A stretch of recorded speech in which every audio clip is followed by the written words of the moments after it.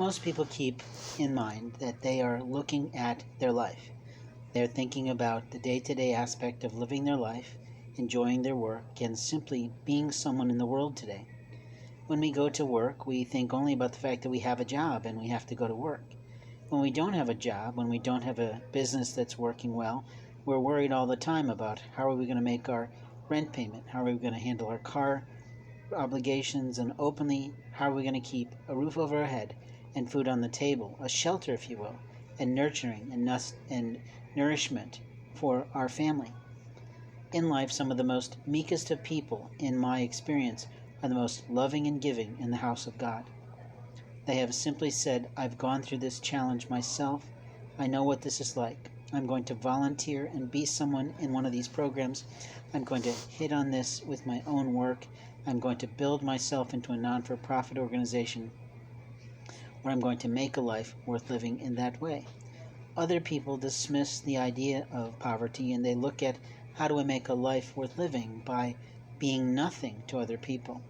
They make short-term relationships or long-term ones that are sort of frivolous and fun at first and sort of social little on social media, but they're not really presenting a lot of time with them. Now, I could be completely misreading some people. I could be totally out to lunch. I could have a friend who's a social butterfly now, but the truth is, I don't think so. I think once we miss a love of a lifetime, we're not the same.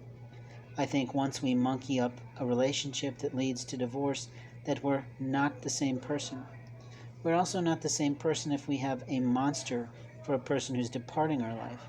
If they want to keep controls on our life, or if we want to stay in connection with them because we've never put the relationship to bed, it means we're always looking for that man that reminds us of the old one.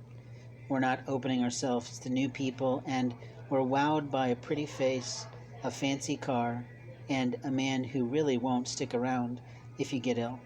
He won't bring you the soup in bed, he won't put his feet available for you to warm yours, and he won't hold you in the middle of the night when you're worried about life. He's not going to stick around as you age, and he's going to push you for you to get Botox, or he's going to give you some insult that makes you feel unwell, and openly, it's not right. You see, in life, we have moments of time to represent God, and God does not insult people. The Lord doesn't insult people by giving them conditions that they cannot handle. In life, we have moments of time to prove who we are in other people's lives. If we are monsters and we are doing things illicitly, immorally, illegally, in any incestuous sort of way, we are not right in the house of God. What I mean by these things is that we have people who think that by doing illegal things, by stealing property, by taking food from homeless people, by doing anything like that, we're teaching them some sort of lesson. The only lesson we're teaching them is that the people doing it are immoral. They're not learning anything, they're not discovering anything, they're not growing in any way, shape, or form. And I was sort of amazed that the woman that I am madly, passionately, deeply, profoundly, and spiritually in love with, and have been for a long time, is literally wearing almost the same type of fashion and clothing. And I can only sense that because the play clothes haven't changed. I don't look anything like I did 7 years ago. I have lost lots of weight, maybe 100 pounds. I am thinner in my face. I'm more muscular in my form. And openly, I've got a police officer who thinks he knows me, is what he told me after he trespassed me from a loving relationship in a godly place where I was getting food and a little bit of sermonology. I wasn't really interested in that pastor's stuff, but I was staying inside from being outside in the cold, which was what I was invited to do by a lovely woman named Lolly. But that monstrous police officer decided to go in and make waves for me, and openly make sure I couldn't have fellowship with my faith or receive food for my body. Now, when I talk like this, I have to talk like the truth because he insisted that he knew me. He walked up to me and in the middle of the library, which means someone in the library informed him that I was there, or he has a stalking method that allows him to know where I am at all times. I literally had someone buzz me with sirens the other night, which my understanding from a female officer in McCordsville, Indiana, is illegal for them to use their sirens unless they have cause. That siren went off immediately once they passed me. You see, it's little games like this that little boys in blue often play, and I have the right to give my opinion underneath the protected constitutional rights of the United States Congress, if you will, the amendments of our land, where the First Amendment says that reporters have the right to report the truth, to give storylines, and to openly talk about faith in a way that makes sense to their souls. You see, I'm a man of faith. I profess my faith every single minute of every single moment of every single aspect of my day. I literally don't do one thing unless I feel the Lord has led me to it, and I've got proof that He leads me to it. And even in those moments when I really do not want to do what I'm being led to do, and I sort of kick and scream in my mind, and I curse at the Lord, and I swear in Japanese, and I literally just go off like a child in a tantrum, the minute I acquiesce and say, okay, God, I'm trusting in you, I go and do it, and then I discover the beauty of why the Lord asked me to do something totally terrifying in socializing with someone or doing something or just pushing to say, no matter what childlike behavior you continue to present, I love you, despite your immaturity. You see, the reality is that unconditional love of the Lord used to flow through me like nobody's business.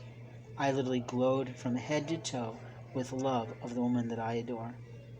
I adore her heart, I adore her mind, I adore the science in her skills, I adore her technological capabilities, I adore her spirituality when it was on track with God, and openly she showed me a tool that has so advanced my love of God that I can't possibly begin to repay that debt. She changed my entire religious understanding of the Lord's house. She gifted me a magic that I can't even possibly explain to half the people I talk to. My own siblings think I'm out to lunch, and I think they're horrible people, but those are the opinions that we have the right under the land to express. In life, we have moments of time to bear arms, and yet there are people who tell us by their own legal litigation abuse on us that we don't have the right to defend our bodies from harm. We don't have the right to defend ourselves with weapons that we are allowed underneath the amendments of our Constitution that says we have the right to bear arms to protect ourselves and our family. I had a lovely conversation with the fireman, allegedly, according to what his shirt said. He might have been a lawman, but that's okay. He might be both. And the reality is he told me that he loved that amendment, and that's why he got the tattoo on his arm. He could have also been a player in the military, checking me to see if I'd be willing to bear arms to protect people, and the answer is hell yeah. But the reality is, I'm not interested in harming a life or killing a person. I would protect my family if I was pushed into that situation. I would never take a life is not true. The thing is that people take lives every single moment of the day. Now, I don't mean that we have these killing sprees going on, although we do occasionally. What I literally mean is that people, in general, ruin people's celebrations. They defile their birthdays. They crap on their anniversaries. They solicit them to do things they would not exactly do. And openly, I've had a lot of people try to solicit me with food and other things. And last night I had a woman, allegedly from Ohio based on her plate, which I've taken, who woke me up at 2 in the morning, and I'm pretty sure she stole food from my bag. She wanted to make sure she could give me food and water. I didn't know that lady from Adam. What a horrible thing to do to a man who's finally found a place to rest where nobody will pester the shit out of him, and she wakes me up in the middle of REM sleep. That's an antic the police officers have mastered. They do that with homeless across the land. The Lord is not pleased with them, and I, as a prophetic person, as a person with gift of the Spirit that the Lord has the right to assign, not them, it's sort of amazing. In the last few weeks, the God in heaven and his angels that protect my little ass in life have come to a new way of telling me about the upcoming Boys in Blue. They always start with, we don't want you to be alarmed, and we don't want you to be overstressed. And I just go, oh God, not again. And these idiots don't get that they're losing an asset that have literally shown them the illegals of the communities, and they're too dumb to go in not regular clothes, sit down and watch the illegals perform their jobs. It's out of this world. On the other hand, the military has been incredibly loving and kind. Several men have fed me, some of their wives have done so as well, and I'm grateful because as a son of a military man, I am so honored that they regard that important aspect of my life. In truth, we have moments of time to make a difference for someone. We have moments of time to be quiet. We have moments of time to shout. We have moments of time to dance with them. We have moments of time to prance with them. We have moments of time to celebrate their children, to enjoy their lives, to send them night costumes that just delight a boy to no end, to send them flying dragons that make the boy be reminded that he can soar. Openly, I sent a bad note one time, which I've regretted to this day, but that's the problem. When we take risks to tell someone, look, that love is over, the new man is here, stop messing around in God's plan, sometimes ladies just don't get the message. They're too dumb or just not smart enough to recognize that the Lord God has a plan for their life, and their loins got some beautiful kids, but the man they chose is not mature enough to be a father, and that's obvious based on the fact that he stole money, he left, he's messing around with someone else, and you still sit there and want his love? Are you out of your mind? The Lord presents to you honorable men, and you choose the prettiest among them instead of the humblest of them. And that's the truth, that people don't ever ask God, who is my true mate in life? I've sort of touted at the woman who taught me the pendulum, or what I like to call the faith fob, which I sell to people. And actually, I've gifted more than sold in truth, because I'm not really much of a salesman, I guess. But the reality is that the people who receive them are delighted for the moments of time they're with me. And then some police officer, or what I like to call a police officer, a human being who thinks they know God's plan, goes and talks to them about what they purchased, or what they did, or how they had that time with me. And it totally taints the love that individual, like Amelia, felt in her soul for those moments of time. I literally had not received a hug like that in almost 7 years of my life. And let me tell you, everything stood up. And that in the past has only happened for one woman my entire life. You see, the Lord produces people's loins, not the people who like to police others. The Lord can do whatever he likes in human bodies, yet we have people who are nurses and doctors and just pastors and government people who think they have the right to taint a person's food or go to them at night and give them a shot to transform them in some way. Isn't that the sin of the land? That we have liars of the land who think they know God's plan, not only for their life, but everyone else's life in regard to who God creates and who he doesn't. Isn't that fascinating that we have these people who think that way? The very act of my videos being deleted and edited by some monstrous little girl who stole my pack is out of this world. When I say this to any law enforcement, they just laugh. It's totally happening. It's called cybercrime. It's a federal offense, and they just want to piss all over me. They solicited someone I love more than life itself, and here's the rub. I actually died over that woman's loss. Can you imagine?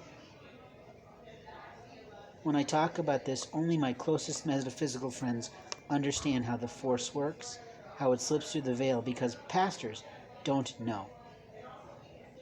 They don't take in stories all the time about how God does stuff. That's not true. They do. But they don't share the celebrations. And only one church who opened another church, who read my book and bought my book, took the idea to have a prayer wall.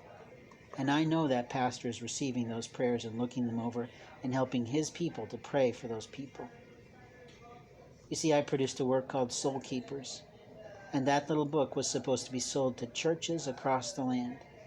But someone stole it, edited it, ruined my drives, literally deleted all my kanji camp programming, 15 years of loving work to teach the Japanese language, a very hard language.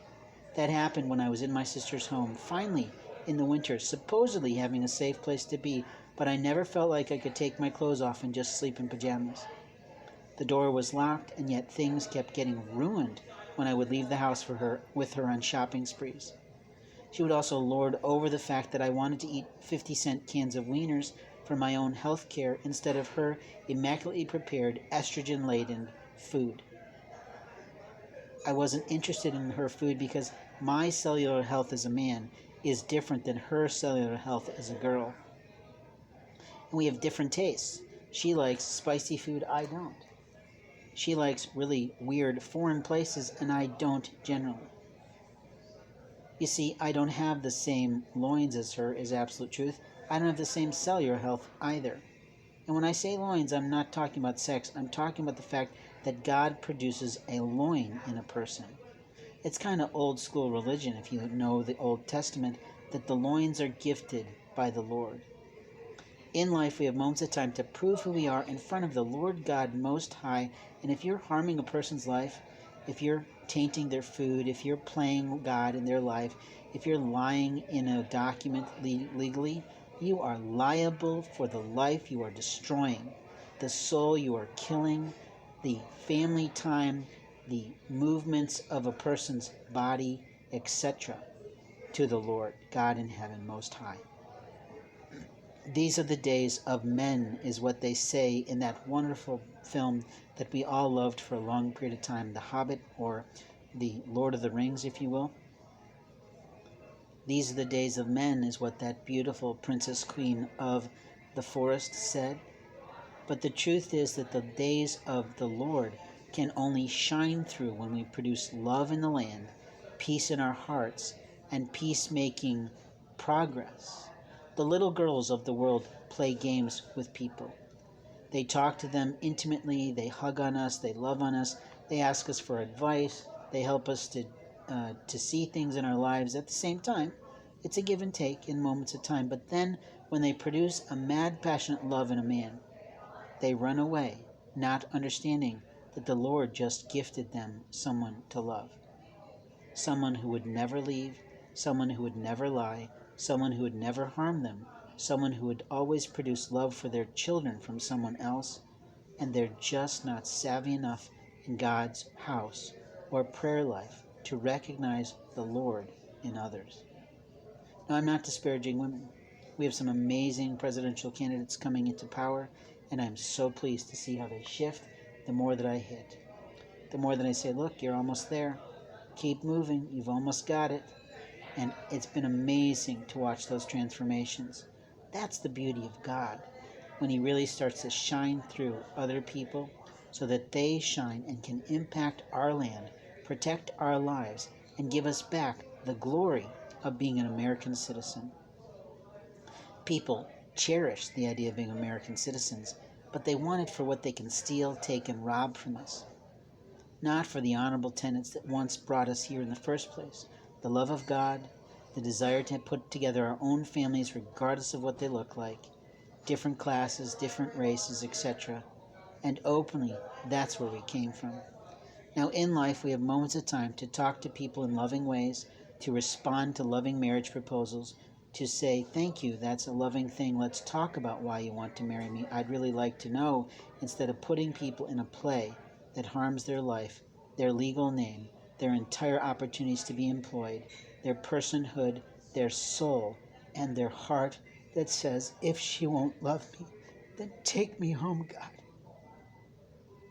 Now, in life, we have moments of time to hear the love of a man, to see the love of a girl, to feel the love of the Lord. You tell me what it is. When a man says that, he is not depressed, he is not looking to kill himself, he is not immorally trying to harm anyone else. He is saying, this is how my heart feels. It roars like a tiger, longing to see someone. It roars like a lion, saying, this is how I feel when I'm left alone from your soul. The key to a man's heart is often gifted on a chain in old ways of paganism to say, you hold the key to my heart. But some women are so far removed from God's practices, they're so not going to Bible school, they're so not reading their Bible, they're not practicing their faith much other than to sing with their hand in the air because they like the music in church. And we have pastors who monstrously gossip with other pastors that have received opportunities to be given confidentiality